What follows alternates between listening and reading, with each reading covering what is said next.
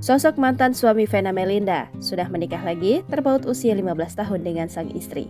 Sosok mantan suami Vena Melinda atau ayah kandung Verrell Bramasta ini pun jadi incaran warganet. Apalagi saat dugaan kasus KDRT ini terungkap, Ivan Fadila diketahui tengah asyik liburan bersama sang istri di luar negeri. Diketahui pria kelahiran 24 November 1966 ini diketahui sudah berusia 53 tahun. Ia merupakan seorang aktor dan pengusaha. Ayah kandung Verrell Bramasta dan Atala Naufal ini menikah dengan Vena Melinda pada tahun 1995 dan bercerai pada 2014. Ivan Fadila juga masih aktif bermain sinetron hingga saat ini, salah satunya Putri untuk Pangeran. Sejak saat itu Ivan Fadila dan Vena Melinda menjalani kehidupannya masing-masing. 2 tahun setelah bercerai, Ivan Fadila menikah dengan wanita bernama Sarni, seorang politikus dan pernah menjabat sebagai anggota dewan. Meski terpaut usia cukup jauh yaitu 15 tahun, perbedaan itu tak menghalangi cinta mereka.